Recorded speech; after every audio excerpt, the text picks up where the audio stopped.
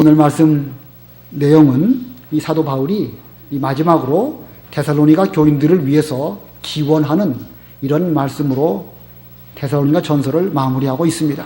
그래서 오늘 제목은 데살로니가 교인을 위한 바울의 기원, 바울의 기원인데 데살로니가 교인을 위한 바울의 기원입니다.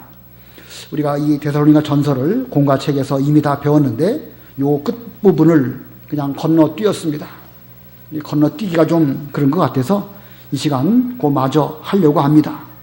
우리가 성경을 읽을 때에 자기 익숙한 그런 부분만 골라서 읽는 것은 그건 좋은 태도라고 할 수가 없습니다. 성경을 배워 나가는 강의 역시도 마음에 맞는 그런 부분만 건너뛰어서 하는 것은 역시 좋은 건 아니라고 생각이 됩니다. 그래서 이 데살로니가 부분 후서 전서의 그 마지막 부분을 이 시간 좀 잘 강해를 하고 여기서도 우리에게 주시는 요긴한 말씀이 있을 것이니까 그 말씀을 잘 받고 우리의 영의 양식으로 삼는 이런 우리가 되어야 되겠습니다. 자, 이 바울은 데살로니가 교인들에게 무엇이라고 기원을 하고 있는가? 무엇을 바라고 있는가? 본문 23절, 24절 다 같이 좀 의미를 생각하면서 합독하시겠습니다. 시작. 화평의 하나님께서 친히 너희를 온전히 거룩하게 하시고 우리 주 예수 그리스도께서 오실 때에 너희의 온 영과 혼과 몸이 흠없이 보존되기를 원한다. 너희를 부르시는 분은 신실하시니 그분께서 또한 이루실 것이다. 자, 이 바울은 여기 이 화평의 하나님께 이 모든 일들을 의탁하는 이런 말씀을 23절과 24절에서 말하고 있습니다. 그래서 첫 번째 대지는 화평의 하나님께 의탁, 화평의 하나님께 의탁함. 이 본문의 내용은 그냥 일반적인 그 표현으로 한다고 하면 화평의 하나님께서 데살로니가 교인들을 거룩하게 해주시고 또 예수님 오실 그때까지 영과 혼과 몸을 잘 보존시켜 주시기를 바란다. 이런 정도로 해석할 수도 있을 것입니다. 보편적인 의미로 해석한다면 그렇게 해석할 수 있겠죠. 그러나 데살로니가 전서의 문맥적으로 볼 때에 이 부분은 이 성도의 죽음과 예수님의 재림과 관계되어져서 하나님께서 그들을 온전히 거룩하게 하시고 영과 혼과 몸을 계속해서 흠없이 보존해 주시기를 바란다. 이런 의미로 말할 수 있을 것입니다. 왜 그렇게 해석할 수 있냐면 우리가 4장에서 뭘 배웠냐면 주님의 재림을 말하면서 성도의 죽음과 그리고 부활에 대해서 말하고 있습니다. 우리는 죽을 수밖에 없는데 죽을 수밖에 없는 우리의 몸이 예수님의 재림 때에 이제 흙으로 돌아갔던 육체는 부활을 할 것이고 또 천당에 올라갔던 그 영혼은 주님의 재림과 함께 임하게 되어지는데 그때에 우리는 신령한 몸으로 부활체를 입게 될 것을 4장에서 배웠습니다. 자, 그때에 우리의 영혼과 육체, 즉 이 신령한 몸으로 부활의 첫 열매이신 예수님과 같이 우리가 변하게 될 것을 4장에서 배웠고 그리고 5장에서는 주님의 날, 즉 예수님의 심판의 날에 대해서 배웠습니다. 주님의 날은 여인에게 해산 고통이 갑자기 임하는 것처럼 파멸이 갑자기 닥치게 되는데 도둑같이 임한다. 이렇게 말씀하고 있습니다. 편안하다, 안전하다, 아직은 주님의 재림이 멀었다. 이렇게 생각하고 있었지만 갑자기 예수님의 재림이 우리에게 오게 되어서 그때에 당황하게 될 것을 일반적인 사람들은 당황하게 될 것이지만 그러나 믿는 성도에게는 그날이 곧 영광의 날이요 예수님을 맞이하는 이런 날이 될 것을 보여주고 있습니다. 자, 이렇게 4장에서는 이 성도의 죽음과 그 다음에 이 신령한 몸으로의 부활을 말하고 있고 그리고 5장에서는 예수님의 그 재림이 어떻게 임하게 될 것인지를 말하고 있습니다. 그리고 보면 우리 성도의 죽음과 또 예수님 재림할 때의 우리의 부활을 말하는 가운데에서 이제 사도 바울은 여기 끝부분에서 여기 화평의 하나님께서 이와 같은 일들을 우리에게도 이루어지기를 바란다 라고 말하고 있기 때문에 이 말씀은 우리의 죽음과 부활과 예수님의 재림과 관계된 이런 문맥으로 해석을 하여야 23절, 24절을 좀 더 자세하게 해석할 수 있을 것입니다. 우리 사람에게는 누구나 다 죽음이 닥치게 됩니다. 이 말세에 환난도 있고 핍박도 있고, 그리고 우리는 불가피하게 죽을 수밖에 없을 것입니다. 그리고 죽은 이후에는 이 땅에서 오랜 기간 동안 이제 이 육체가 땅의 흙으로 돌아가고 잠자는 것 같은 그런 세월이 지나가게 되고, 그리고 마지막에 주님의 날이 임하게 될 때에 이제 우리는 예수님의 심판대 앞에 서게 될 것입니다. 자, 이런 일들을 통해서 육체를 가진 인간이라고 한다면 누구나 다 죽음을 두려워할 수밖에 없습니다. 죽음 자체도 사실은 인간들이 두렵지만 우리는 일반적으로 죽는 그 임시에 얼마나 큰 고통이 우리에게 임할까, 이거 생각만 해도 참 끔찍하지요. 이 사람들은요, 다 바라는 것이 무엇이죠? 그저 잠자다가 자는 듯 천당에 가기를 다 원하고 또 그렇게 해달라고 기도를 하지요. 자, 그렇게 되면 참 좋겠지만 꼭 그렇게만은 또 안 될 수도 있습니다. 핍박을 당하다가 죽을 수 있을 것이고, 예수님처럼 또 십자가에 달려서 그렇게 죽는 그런 죽음의 죽음을 죽은 그런 베드로도 있고, 우리도 어떻게 죽을지 우리는 모르는 것입니다. 그렇기 때문에 우리는 죽음을 다 염려하고 두려워합니다. 죽는 것만 염려하는 것이 아니고 또 죽은 이후에도 또 걱정을 하지요. 죽은 이후에 우리의 몸은 어떻게 될까? 육체는 흙으로 돌아간다고 했는데 이거 흙으로 돌아갈 때 화장을 해서 흙으로 돌아가는 것이 좋을까? 매장을 하는 것이 좋을까? 뭐 괜히 미리부터 걱정하는 경우가 많이 있습니다. 자, 그리고 화장을 했다고 치면 화장한 채가 다 하늘로 날아가 버리고 그렇게 되면 이게 부활이나 제대로 할 수 있을까? 이런저런 걱정들을 사람들이 많이 합니다. 자, 흙으로 돌아간 육체가 어떻게 다시 부활의 생명을 입게 될까? 화장을 해서 재로 다 산화되어서 흩어진다고 하면 그것이 다시 사람의 몸으로 형체로 부활할 수 있을까? 이런저런 걱정을 하면서 사람들은 이 부활에 대해서 의문을 갖기도 하고 여러 가지로 이런저런 생각들을 하는 것입니다. 자, 이 예수님께서 재림하실 때에 우리 사람의 부활에 대해서는 우리 인간의 지식으로 이해할 수도 없고 또 설명도 불가능합니다. 우리가 지금 시대에도 아무리 과학이 발달해도 이와 같은 일들은 잘 이해가 안 되는 것처럼 사도 바울 당시에 데살로니가 교인들도 우리와 똑같은 생각을 하였을 것입니다. 그들은 많은 핍박과 환난을 겪는 중에서 죽음을 두려워했고 또 죽음 이후에 어떻게 하나님께서 우리의 영과 혼과 몸을 보존하실까? 아마 그런 면에 대해서 걱정하고 있지 않았을까? 이런 사람들의 마음을 알기에 사도 바울은 본문을 통해서 이제 우리에게 신령한 도리를 깨우쳐 주고 있습니다. 그래서 바울은 하나님은 화평의 하나님이시다 라고 말하고 있습니다. 화평의 하나님. 우리 하나님께서 인간에게 죄로 말미암아 죽음의 과정을 겪게 하시고 또 아담 이후의 모든 인간들은 흙에서 났기 때문에 흙으로 돌아가게 하셨습니다. 하나님은 우리 인간들에게 살면서도 고생을 하지만 죽음을 통해서도 극심한 고통을 겪게 하시지만, 그러나 이 고통을 통해서 하나님은 우리로 하여금 고생이나 많이 하라 이렇게 하시려고 하신 본심이 아니시고, 하나님은 궁극적으로 화평의 하나님이시기 때문에 이 과정들을 통하여 우리에게 하나님의 화평을 이루시기 위해서 이런 죽음이라는 과정을 겪게 하시는 것입니다. 언뜻 보기에는 죽음이라는 것은 우리에게 무서운 일이고 그 뒤로는 아무것도 없고 무효, 공으로 돌아가는 것처럼 보이지만, 그러나 하나님의 오묘한 섭리 가운데서 보면 죽음을 통해서 하나님의 섭리를 이루시고 그로 말미암아 궁극적으로 우리에게 화평과 기쁨을 주시려고 이런 죽음이라는 과정을 우리도 겪게 하신 것입니다. 그러므로 우리는 죽음도 또는 죽음 이후에 되어질 일들에 대해서도 두려워할 필요가 없습니다. 왜냐하면 하나님은 그 죽음을 통해서 우리에게 화평을 이루시기 때문에 그런 것입니다. 자, 왜냐하면 오늘 본문에 보니까 하나님은 화평의 하나님이라 그러시면서 어떻게 우리에게 화평을 이루시는가? 23절을 다시 보면 화평의 하나님께서 친히 너희를 온전히 거룩하게 하시고 우리 주 예수 그리스도께서 오실 때에 너희의 온 영과 혼과 몸이 흠없이 보존되기를 원한다.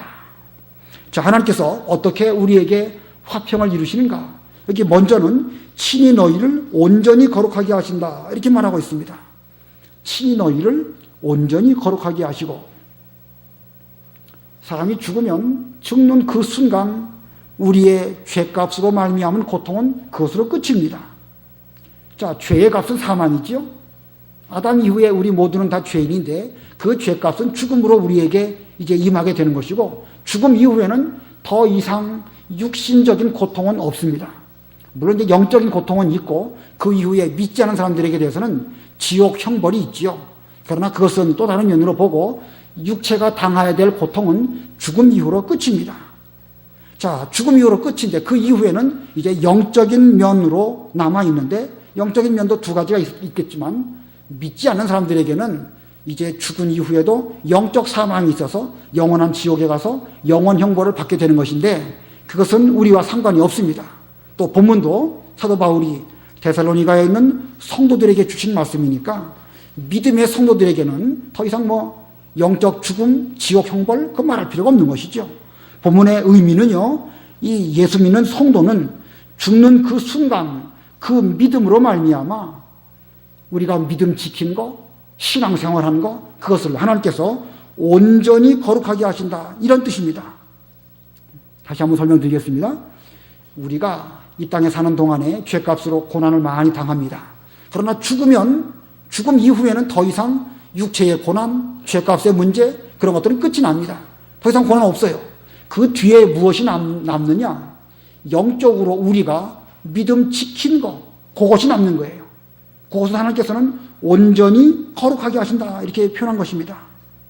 우리가 살아있는 동안에 선을 행하고 구원을 많이 이루고 예수님의 인격을 잘 닮아가려고 노력을 하지요.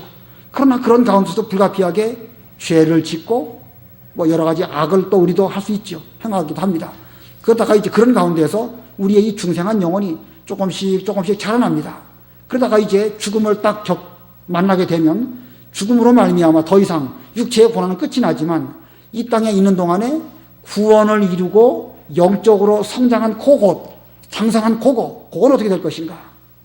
그것을 하나님께서는 온전히 거룩하게 하시고, 자, 하나님께서는 그 영적으로 자라난 그것을 거룩하게 하시고 믿음 쓴 그것을 잘 보존하시고, 그래가지고 이제 하나님의 심판대 앞에 섰을 때에 너희가 이 땅에 사는 동안에 얼마나 많은 믿음을 지키고 구원을 잘 이루고 왔는가, 그걸 가지고 우리는 천당에 가는 것입니다.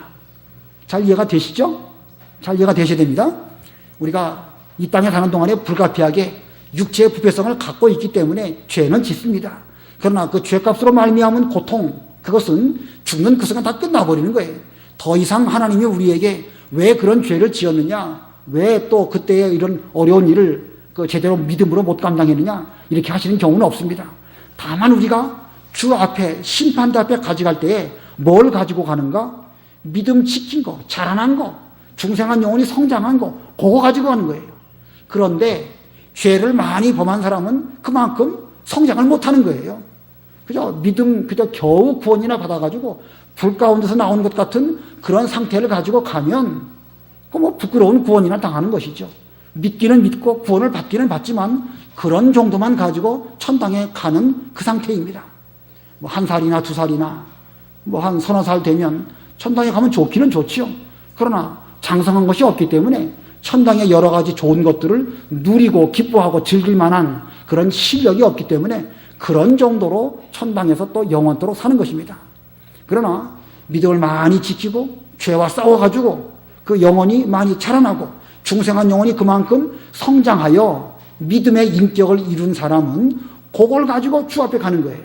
그렇기 때문에 각각 다 얼마나 많이 신앙적으로 성장했느냐, 그것에 따라 가지고 하나님 앞에 갔을 때에 다 영광이 각각 다를 수밖에 없습니다.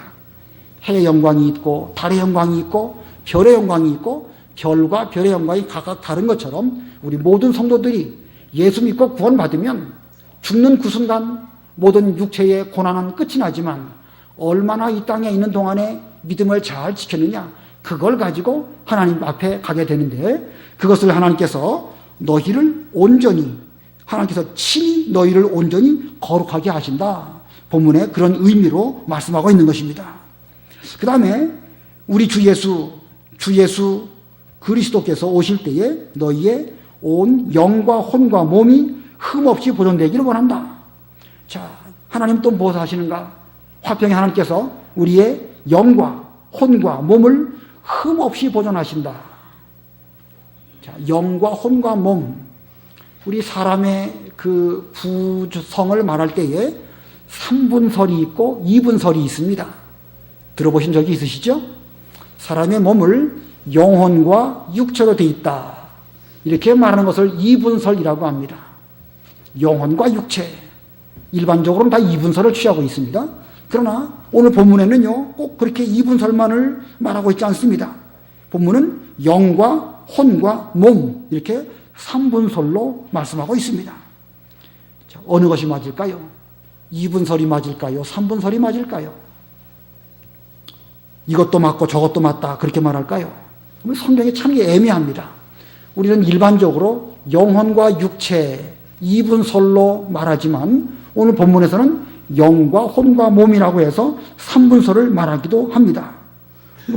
성경에 어느 곳에서는 2분설로 또 여기에서는 3분설로 말하고 있기 때문에 어느 것이 옳다라고 딱 잘라서 말하기는 쉽지가 않지만, 그러나 분명히 둘 중에 하나가 맞는 것이지 다 맞다고 말할 수는 없겠죠. 그러니까 우리는 어느 것이 맞는지 그것을 마음으로 확정하면서 다른 사람이 주장하는 그 면에 대해서는 정죄하지 않아야 됩니다. 무슨 뜻인지 이해가 되시겠죠? 이것도 맞고 저것도 맞다, 그렇게 말할 수는 없어요. 분명히 둘 중에 하나가 맞는 것이지 다 맞는 건 아니에요. 그러나 성경은 이 면으로 보면 이렇게 해석할 수도 있고 저 면으로 보면 저렇게 해석할 수도 있는 것들이 의외로 많이 있습니다. 그런 것들을 성경의 그 난제들이라고 하는데, 그 난제들을 해석할 때에 우리는 이걸 무조건 다 이것도 괜찮고 저것도 괜찮다 이렇게 말하면 곤란하고, 확정적으로 어느 것이 옳은지 우리는 마음에 스스로 깨달은 바대로 확정해야 되겠지만, 그러나 그러한 난제들 중에서는 우리가 이것이 옳고 저것은 분명히 틀리다 이렇게 말하기가 곤란한 것들이 많이 있습니다. 그러므로 내가 올바른 것이 무엇인지를 확정하면서 다른 사람의 경우를 정죄하거나 그런 것은 옳지 않은 것입니다. 제가 전에 있던 교회에 어떤 장로 시험을 보시는 분이 있었는데, 그 장로님 후보는 그 배경희 목사님 계통에서 신앙생활 하신 분입니다. 배경희 목사님 잘 아시죠? 상당히 보수적이고 우리 이병규 목사님과도 신앙적인 교분을 갖고 계신 그런 분인데, 그분은 그 교회에서 이 3분설로 교리를 배웠습니다. 그러니까 그분은 그렇게 배웠기 때문에 자기는 이것이 옳다고 확정한다는 거예요. 그래서 자기는 자기가 많은 그 부분을 양보할 수 없다고 말씀하시더라고요. 난 그거 보면서 이 사람 참 신앙적인 정신이 좋다. 자기가 확실하게 믿고 있는 것을 양보하지 않고 자기가 깨달은 대로 주장하는 그 면은 참 옳다라고 제가 생각을 하게 되었습니다. 그러나 이제 자기가 옳다고 생각하면서 다른 사람은 틀렸다라고 말하는 그 문제예요. 이 교리적으로, 성경에 그 교리적으로 중요한 교리들 있죠? 사도신경에 있는 교리라든가 혹은 그 외에 몇몇 중요한 교리들은 우리가 마음으로 확정하고 시시비비를 분명하게 해야 될 교리들이 많이 있습니다. 그러나 그렇지 아니한 것들도 있기 때문에 그런 경우에는 내가 말하는 것만 옳다라고 이렇게 말함으로 말미암아 다른 사람을 정죄한다고 하면 어쩌면 그는 더 큰 죄를 짓는 것일 것입니다. 그러므로 2분설이 맞는지 3분설이 맞는지 우리는 하나로 확정하고 그리고 다른 사람을 정죄하지 않도록 해야 되겠는데, 우리 교단에서는 2분설을 취하고 있습니다. 여기 본문에서는 분명 3분설을 말하고 있지만 대부분의 다른 성경에서는 영혼과 육체로 2분설을 말하니까 우리는 2분설이 기독교의 정통신앙으로 여기고 그것을 취합니다. 그러나 3분설을 주장하는 사람들에 대해서도 그 나름대로 깨달은 대로 취하는 것이니까 우리는 그런 사람들도 다 같은 그 믿음의 형제로 맞이하고 이단으로 여기지 않는 것이 우리 교단의 입장인 것입니다. 자, 교리 문제는 이제 이 정도로 하고, 오늘 이 본문에서 주 예수 그리스도께서 오실 때에 너희의 온 영과 혼과 몸이 흠없이 보존되기를 원한다. 우리가 죽은 이후에 우리의 영과 혼과 몸을 하나님께서 보존하시는데, 흠없이 보존하시는데, 그 하나님께서는 화평의 하나님으로서 우리의 영과 혼과 몸을 계속해서 보존해 주시다가 예수님 재림하실 때에 우리의 영혼과 육체가 서로 신령한 몸으로 하나가 되어서 주님을 영접하고 예수님에게 영광 돌릴 때가 있을 것임을 본문이 우리에게 교훈하는 것입니다. 자, 우리는 이 면에 대해서 성경이 이렇게 말씀하고 있으니까 이 말씀으로 말미암아 하나님이 해주실 것이다 라고 믿고 우리는 나가야 되는 것이지, 괜히 쓸데없는 걱정하는 거, 그거 올바른 믿음이 아닙니다. 하나님께서는, 화평의 하나님께서 우리의 영혼과 육체 혹은 영과 혼과 몸을 앞으로 우리들이 죽은 이후에도 100년, 200년, 1000년이 지나도 영과 혼과 몸을 잘 보존하시다가 때가 되어 예수님 재림하실 때에 다시금 신령한 몸으로 주 앞에 부활하여 부활체를 가지고 서게 될 것을 하나님이 이루신다는 거예요. 그렇기 때문에 화장하는 게 옳으냐, 매장하는 게 옳으냐, 어느 게 옳으냐, 그러냐, 그건 중요한 게 아닙니다. 하나님이 이루신다고 본문에 분명하게 말씀하고 있기 때문에 뭐 화장도 괜찮고 매장도 괜찮고, 심지어 어떤 경우에는 뭐 물속에 빠져 죽어가지고 시체를 못 찾는다 할지라도 하나님께서 믿고 죽은 성도에 대해서는 영과 혼과 몸을 흠없이 보존하시다가 주 예수의 재림하실 때에 우리로 하여금 신령한 몸을 입고 주 앞에 서게 될 것을 우리는 믿는 믿음을 가지고 그런 걱정하시지 말아야 한다는 것입니다. 그래서 24절에 뭐라고 그랬냐면, 너희를 부르신 분은 신실하시니 그분께서 또한 이루실 것이다. 우리를 불러서 예수 믿고 하나님의 자녀가 되게 해주신 하나님 아버지께서는 신실하신 분이십니다. 옛날 개혁 성경대로 미쁘신 하나님이시기 때문에 그 미쁘신 하나님께서 우리가 죽을 때에 우리를 온전히 거룩하게 하시고, 그 다음에는 예수님 재림하실 때까지 영과 혼과 몸을 흠없이 보존해 주시는데, 미쁘신 하나님이 이 모든 일을 이루실 줄을 알고 우리는 그 모든 일들에 대해서 하나님이 해주실 것이다 라고 생각하면서 걱정하거나 괜한 근심해서는 안 될 것입니다. 우리 하나님은 창조주 하나님이십니다. 창조주 하나님께서 우리로 하여금 이제 우리의 구원 역사 속에서 죽음의 관문을 통과한 뒤에 부활의 과정을 통하여서 영원한 천국으로 데려가시려는 것이 하나님의 구원 계획입니다. 에덴 동산에서 살 수밖에 없었던 피조물이요, 죄 지을 수밖에 없는 이런 인간들을 하나님께서는 구원 역사 가운데 선악과를 따먹고 범죄하게 만드시고, 범죄한 인간에게 하나님께서 이제 그리스도로 말미암아 찾아오게 하시고 대속해 주시고 우리를 하나님의 사람으로 삼아 주시고, 이 땅에서 죽음의 관문을 통과한 그 이후에 사람의 몸은 장막집은 무너지지만 사람 손으로 짓지 아니한 영원한 천국, 천당, 그것으로 우리를 인도하여서 에덴 동산에서가 아니라 영원한 천당에서 하나님의 아들로 영원 무궁토록 살게 하시는 것, 이것이 하나님의 구원 계획입니다. 긴 의미로 보면 하나님은 이것을 이루시기 위해서 창세 때부터 지금까지, 또한 앞으로 예수님 재림하실 때까지 하나님의 구원 역사를 한 걸음 한 걸음 이루어가고 계십니다. 이런 걸 생각해 볼 때에 우리는 우리 인간들에게 왜 죽음을 주시는가, 왜 어려운 고통을 겪게 하시는가, 죽음 이후에는 또 어떻게 되는가, 이것저것 걱정이 되기는 되지만, 그러나 우리 아버지 하나님은 창조주시요 우리의 구원자이시고 또 우리를 신령한 몸으로 새롭게 창조하실 수 있는 만능의 여호와 하나님입니다.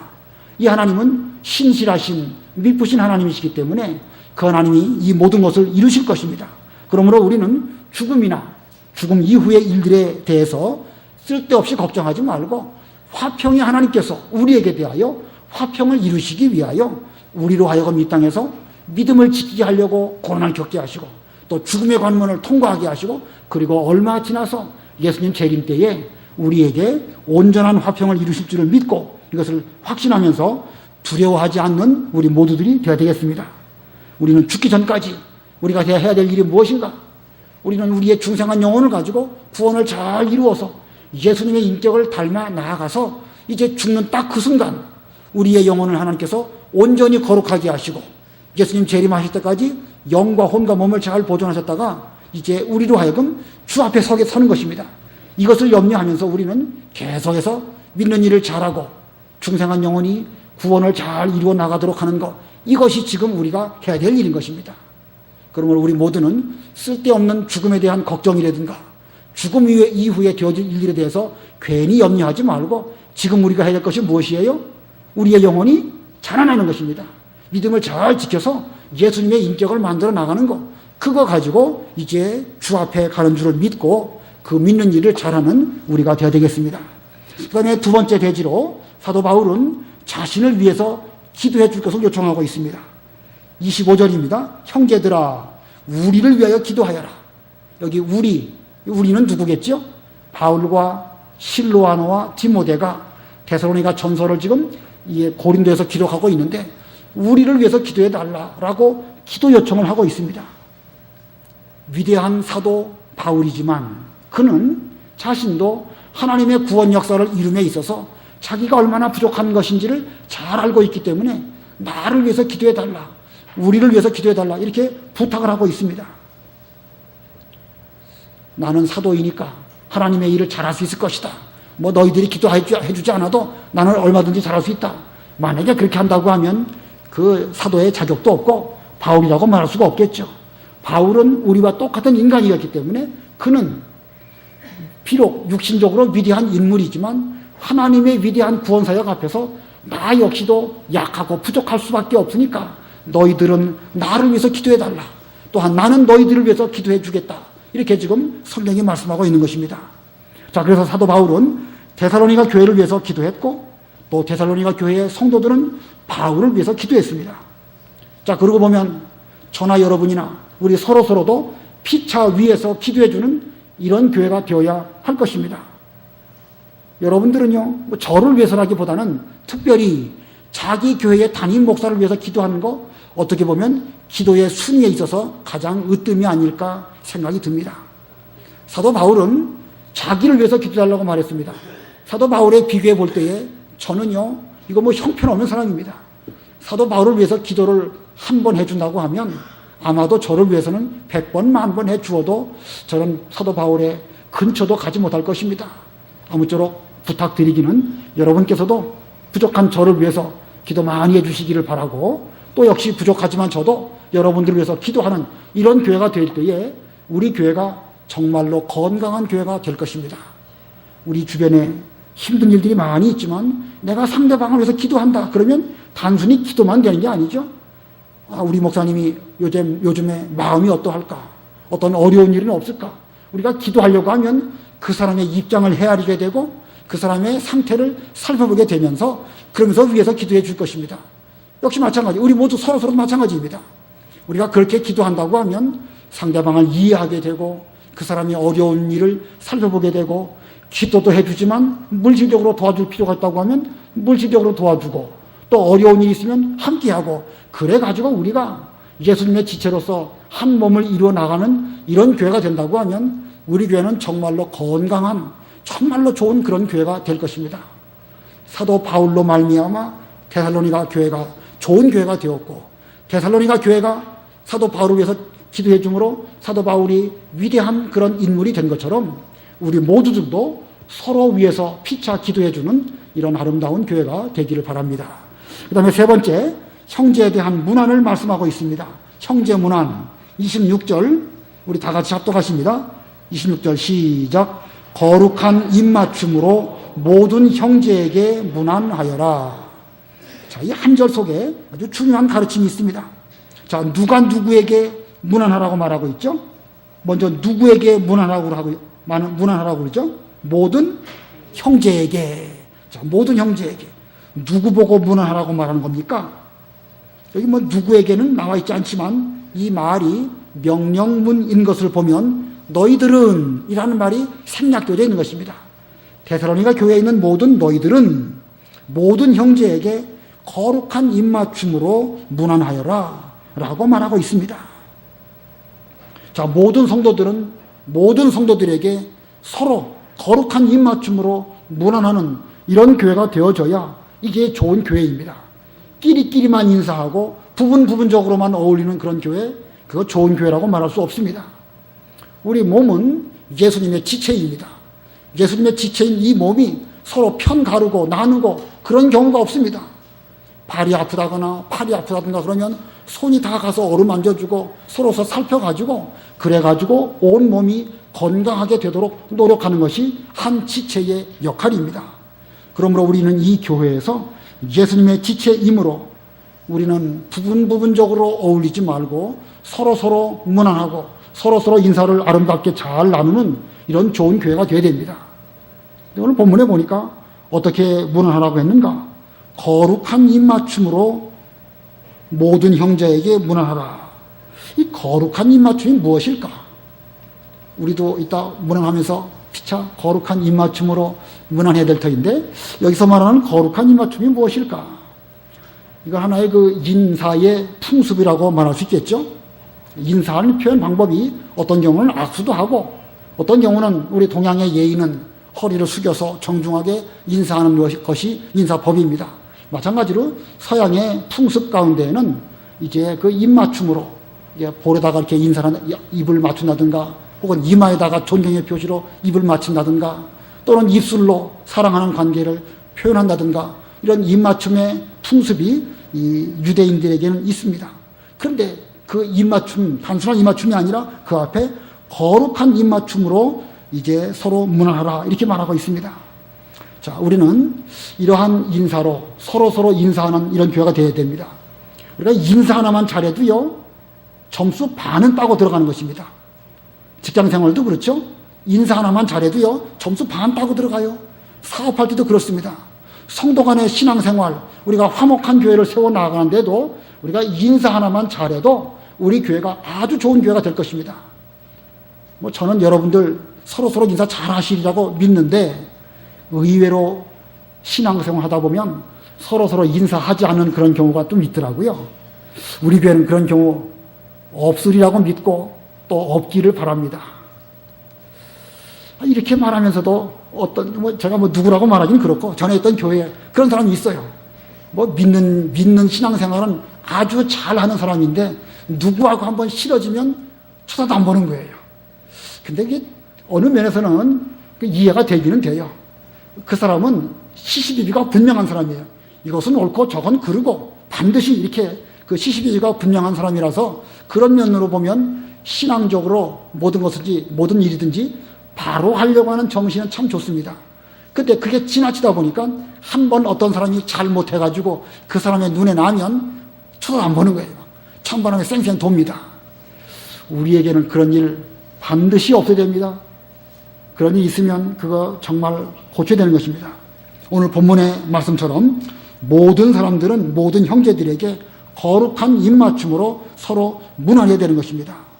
자, 그런데 무난하는데 끼리끼리도 하지 말아야 되겠지만, 이 부부 유별, 남자와 여자 간에 조심해야 할 것들이 참 많습니다. 옛날에 어른들은 부부 유별이기 때문에 남녀 간에 악수하지 않고 그러죠. 요즘 시대는 그거 어떻게 생각하세요? 남녀 간에 악수하는 게 좋을까요? 안 하는 게 좋을까요? 참 조심스럽습니다. 한다고 해서 죄는 아니고, 또 안 한다고 해서 잘한 것도 아닙니다. 어떤 경우는 나는 그런 거 안 한다 하면서 자기만 의로운 듯이 말하는 사람도 있는데, 꼭 그거 잘한다고 말할 수 없어요. 그러나 조심할 것은요, 남자와 여자 간에는 지켜야 할 어떤 예의 범절이 특별히 동양에는 있기 때문에 우리는 거룩한 어떤 인사, 이런 것을 하도록 해야 됩니다. 요즘에 신문에 보면 학교 교장이 아이들에게 어떻게 하고, 또 학교 선생님이 추행을 하고, 이런 일들이 많이 일어나는데, 이런 일들이요, 교회라고 일어나지 말라는 법 없습니다. 실제로 보면 교회에서도 이런 일들이 비일비재하게 일어나고 있습니다. 이거 조심해야 되는 거예요. 제가 이런 말씀을 좀 강조 드리는 것입니다. 제가 몇몇 그런 경우를 직접 봤는데 별로 그게 보기 좋지 않더라고요. 어렸을 때부터 자라났던 그 아이가 이제 청년이 되었어요. 여자 청년이 됐는데, 이 남자는 이제 한 60대쯤 됐습니다. 어렸을 때부터 늘 봐왔으니까는 친근하긴 친근하겠죠. 그런데 가까이 가갖고, 많이 이뻐졌어 하면서 볼을 꼬집고, 등어리를 툭툭 때리고, 근데 그거 좀 좋아 보이지 않더라고요. 우리 교회에서도 초등학교 한 2학년만 넘어가면은요, 조심해야 됩니다. 여자끼리야 괜찮고, 남자끼리야 괜찮지만, 남자와 여자 간의 관계에 있어서는요, 그거 조심해야 되는 것입니다. 괜히 등 두드리고 가까이 가갖고 친하다고 하지만 벌써 초등학교 2학년, 3학년 되면 성적인 생각을 가지고 있기 때문에 우리는 그 면에 대해서 조심해서 하나님의 교회에서 그런 어떤 어려운 일이 일어나지 않도록 우리는 아주 조심해야 됩니다. 여기 거룩한 입맞춤 가운데서 특별히 거룩함이라는 것을 우리가 수식어로 표현한 것을 생각해 볼 때에 얼마나 조심해야 될 것을 말씀하는 것입니다. 성경 가운데를 찾아보겠습니다. 디모데전서 5장 1절 2절. 디모데전서 5장 1절 2절. 조금만 넘기면 있어요. 한번 읽어봐 주세요. 나이 많은 남자를 꾸짖지 말고 아버지를 대하듯이 권면하여라. 젊은이들은 형제를 대하듯이 권면하여라. 2절 나이 많은 여자는 어머니를 대하듯이 권면하고 젊은 여자는 자매를 대하듯이 일체 순결함으로 권면하여라. 이 디모데에게 준 말씀입니다. 디모데가 목회를 하다 보면 남자, 여자, 나이 많은 사람, 적은 사람 여러 사람 만나지만 그 중에 특별히 여자를 대할 때에 나이 많은 여자들을 대할 때는 누구와 같이 대하라고요? 어머니를 대하듯이 대하고 젊은 여자를 대할 때에는 자매를 대하듯이 여동생을 대하듯이 대하면서 일체 순결함으로 권면하여라 라고 말하고 있습니다. 물론 이 말씀은 목회자인 디모데에게 하나님의 일을 할 때에 이와 같이 순수하게 하도록 권면한 말씀이지만 우리 일반적인 경우로 예를 든다고 하면 우리 서로 형제 자매 간에 교회 생활할 때나 혹은 믿음의 교제를 나눌 때에 나이 많은 어른에 대해서는 아버지를 대하듯이 또 나이 많은 여자분에 대할 때는 또 그 어머니를 대하듯이 아버지를 대하듯이 그리고 형제를 대하듯이 자매를 대하듯이 이렇게 순결함으로 대하는 것이 이게 올바른 이 성도의 관계인 것입니다. 자, 이제 시간이 없으니까 그 다음 27절 네 번째 대지입니다. 편지 낭독하라고 부탁했습니다. 27절 내가 주님을 의지하여 너희에게 명령하니 이 편지를 모든 형제들에게 읽어주어라. 사도 바울은 지금 데살로니가 교인들에게 데살로니가 전서를 써서 보내면서 그 편지를 모든 성도들에게 읽어주어라 라고 말하고 있습니다. 여기 이 편지는 지금으로 말하면 성경 말씀입니다. 사도 바울이 성령의 감동으로 기록한 성경 말씀, 이것을 교회의 모든 성도들에게 읽어서 들려주어서 그들도 이 말씀에 합당한 신앙생활을 하도록 권면하였습니다. 그 당시에는 지금처럼 무슨 인쇄 기술이 발달하지 못했기 때문에 성경책이 흔하지가 않습니다. 그래서 그것을 보고 베끼는 어떤 필사를 많이 할 수밖에 없었죠. 그리고 성경책이 귀하기 때문에 예배 시간에 어떤 한 사람이 앞으로 나와가지고 그 성경을 읽고 여러 회중들은 그 읽는 그 소리를 듣고 깨닫고 순종하는 이런 신앙생활을 했습니다. 그래서 요한계시록 1장 3절에는 뭐라고 말하고 있냐면 그것도 한번 읽어보시기 바랍니다. 요한계시록 1장 3절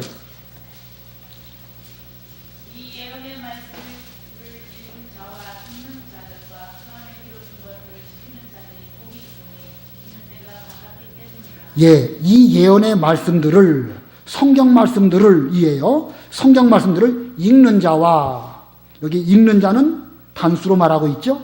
그 다음에 듣는 자들과 어떤 한 사람이 예배 시간에 성경을 읽으면 여러 성도들은 다 그를 듣는 것입니다. 지금 이 시간에 저는 말씀을 읽는 자라고 한다면 여러분들은 듣는 자들입니다.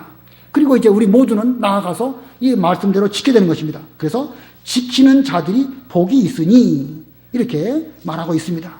자, 그래서 이 요한계시록에 있는 말씀과 서로 연결해서 해석한다고 하면 바울은 성령의 감동으로 기록된 자신의 그 편지인 성경 말씀을 읽어주고 또 모든 성도들도 함께 그것을 듣고 이대로 지킴으로 말미암아 복받는 성도들이 되라고 여기 본문 27절에 성도들에게 말하고 있습니다. 오늘 이 시간 저는 목사로서 여러분에게 이 성경 말씀을 읽어드리는 이런 사람이라고 한다면 여러분들은 이 시간에 이 말씀을 듣는 가운데 있습니다. 우리 모두는 읽는 자나 듣는 자나 이 말씀 앞에 순종해서 이대로 우리가 지킨다고 하면 이 예언의 말씀이 우리에게 영의 양식이 되고 또 그 말씀대로 살아갈 때에 하나님께서 우리 모두에게 신령한 복을 주실 줄을 믿습니다. 아무쪼록 우리 모두는 이 말씀을 잘 읽고 지켜서 예비하신 복을 받는 우리 모두가 되시기를 바랍니다. 마지막 28절 축도입니다. 28절 다 같이 합독하십니다. 시작. 우리 주 예수 그리스도의 은혜가 너희에게 있을지어다. 자, 이 축도지요. 축도는 하나님의 종이 하나님의 입장에서 하나님의 복을 선포하는 것입니다. 이게 축도예요. 기도하고 축도는 조금 다른 면이 있습니다. 기도는 무엇이지요? 기도는 하나님 아버지께 우리의 모든 간구를 아뢰을 때에 누구의 이름으로 아뢰는 것이지요? 예수님의 이름으로 아뢰는 것, 그게 기도입니다. 축도는 하나님의 종이 하나님의 대리자로서 하나님의 그 복을 선포하는 것입니다. 그렇기 때문에 이 선포할 때는 하나님이 선포하시는데 무슨 예수님의 이름으로 선포하시겠습니까? 그것은 너희에게 이와 같은 복이 있을지어다 라고 선포하는 것입니다. 그래서 오늘 본문에도 우리 주 예수 그리스도의 은혜가 너희에게 있을지어다 라고 사도 바울은 하나님의 종 사도로서 하나님을 대신하여 너희들에게 이와 같은 복이 있을지어다 라고 축도로 선포한 것입니다. 자, 이 축도의 표현에는요, 이렇게 있을지어다 라고 선언적으로 말씀하는 경우도 있고, 때에 따라서는 너희들에게 이와 같이 되기를 축원하옵나이다 라고 말하는 경우도 있습니다. 어느 것이 옳을까요? 이거 뭐 어느 게 옳다 그르다 이렇게 말할 사항은 그것도 아니에요. 근데 문제는 뭐냐면 이것이 옳고 저건 틀리다 이렇게 단정적으로 말한다고 하면 그것이 문제가 될 수가 있습니다. 이것이 옳지만 저것도 저럴 수도 있다 이렇게 생각을 하고 그것도 뭐 한 방법으로 우리가 받아들여야 옳은 것이지 이것은 옳고 저것은 틀리다 이분법적으로 이렇게 한다고 하면 그건 성경적이라고 할 수가 없습니다. 분명히 성경에는 주 예수 그리스도의 은혜가 너희에게 있을지어다 라고 선언하고 있으니까 이렇게 하는 것이 옳고, 그러나 또 다른 면으로는 이것은 사도로서 사도의 권위로 한 것이니까 우리는 좀 더 겸손한 표현으로 하나님께서 이와 같은 복을 우리들에게 내려주시기를 축원하옵나이다 라고 말하는 것도 또한 좋은 표현이라고 할 수가 있는 것입니다. 그러니까 문제는 이것은 옳고 저건 틀리다 이렇게 말하는 것은 그것은 좀 지나친 것이 아닐까 생각이 듭니다. 아무튼 오늘 이 여러 가지 말씀으로 사도 바울이 마무리로 데살로니가 교인들에게 마지막 문안 인사를 하였습니다. 오늘 여러 가지 다 중요하지만 특별히 중요한 것은 하나님은 화평의 하나님이십니다. 화평의 하나님께서 우리를 죽음 이후에도 죽음을 통해서 우리를 온전하게 하시고 거룩하게 하시고 또 죽음 이후에도 우리의 영과 혼과 몸을 흠없이 주 예수님의 재림하실 그때까지 계속해서 보존하시다가 마침내 하나님의 놀라운 방법으로 새롭게 창조하셔서 우리는 이 신령한 몸으로 부활체를 입고 예수님을 영접하는 이런 가운데 들어갈 것을 믿고 죽음을 두려워하시거나 죽음 이후에 대해서 과도하게 염려하는 그런 여러분 없기를 간절히 바랍니다. 기도하겠습니다.